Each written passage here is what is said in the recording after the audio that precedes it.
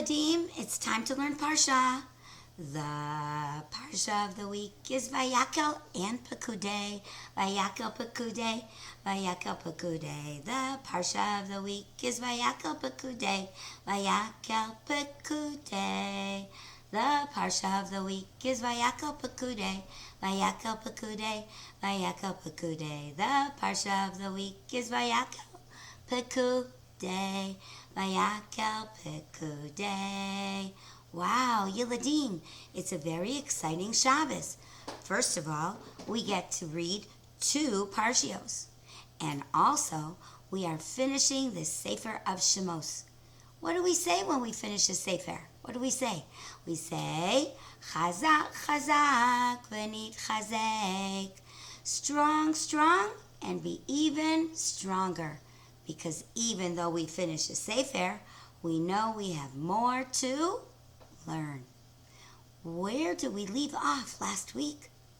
Last week, the Bnei Yisrael made a big mistake. They thought that a golden cow would be their Hashem. And Moshe came down from the mountain with the luchos, and the letters, those special letters, flew away. They couldn't see this happening. And Moshe dropped the luchos. They became so heavy. Moshe had to punish the people who made this Egel HaZahav, who did this horrible mistake. And then he had to go back up the mountain for another 40 days so he could get new luchos. But that wasn't all what he was doing up there. He was begging Hashem, please don't destroy the Bnei Yisrael. They made a mistake. They're your children. Please, please forgive them. And after 40 days of asking again and again with all his heart, Hashem said, yes, I forgive the Bnei Yisrael. And do you know what day that was? That was the day of Yom Kippur. That's why Yom Kippur is a day where Hashem wants us to daven to Him so He can say, I forgive you. The Bnei Yisrael were a little sad. They didn't know whether Hashem would love them as much as He loved them before.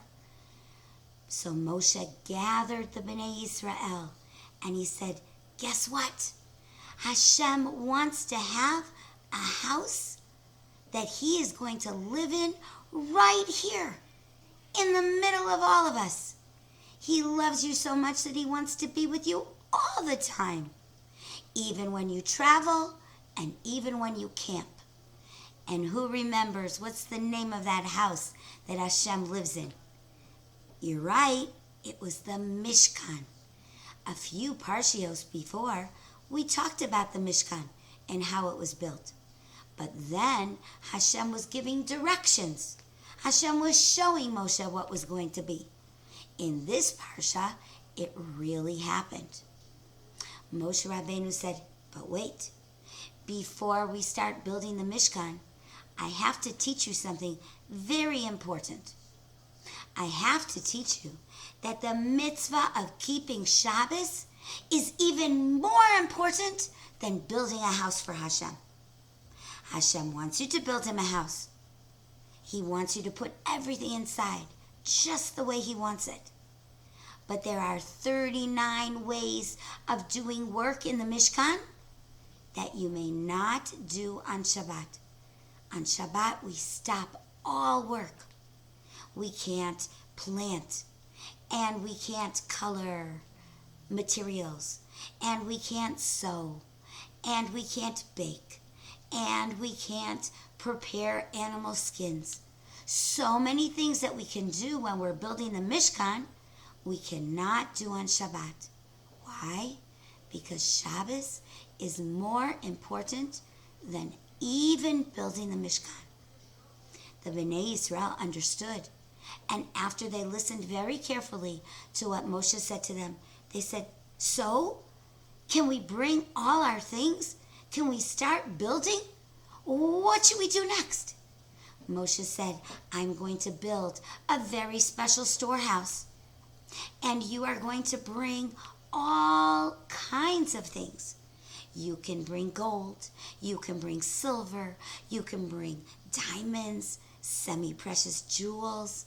You can bring all kinds of things because we need many, many, many materials to build the Mishkan.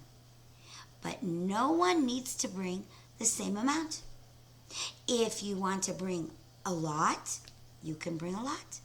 If you want to bring a little bit, you can bring a little bit. But everyone, all of Klal Yisrael, wanted to help.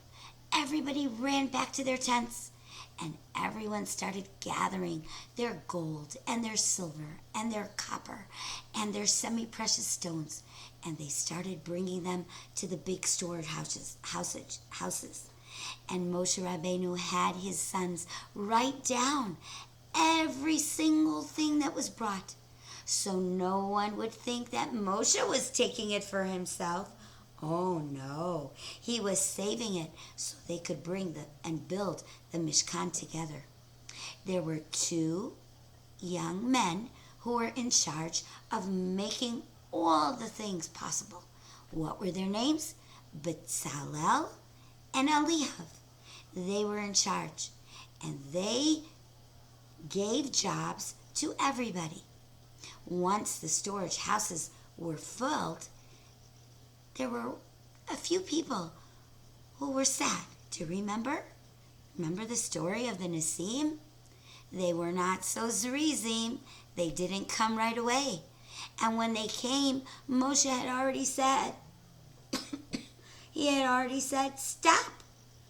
We don't need any more supplies. And the Nesim were so sad. Isn't there something that we can bring? And Moshe Rabbeinu thought to himself, and he said, oh yes, there is one thing left.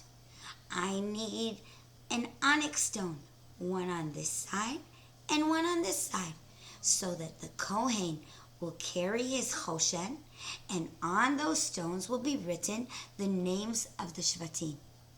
Whoa, the Nesim were so very happy that at least they could bring something for the building of the Mishkan.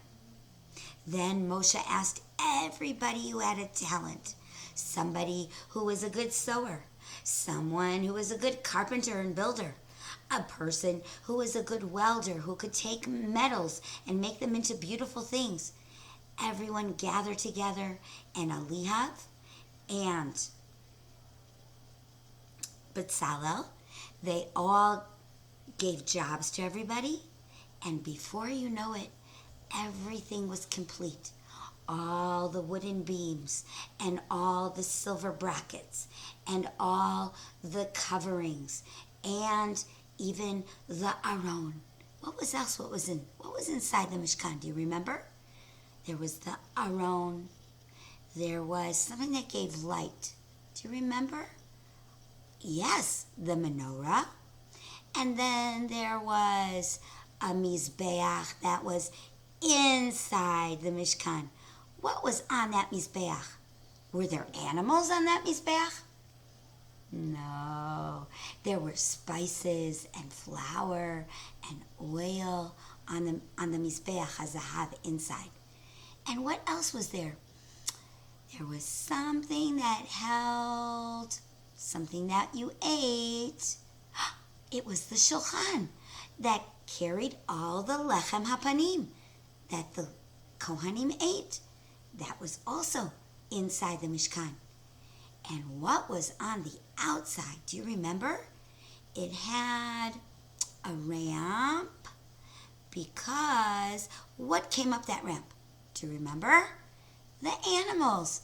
The animals were brought up on that mizbeach so that they could bring presents to Hashem. And there was another very important thing in the courtyard. It was the sink called the kior.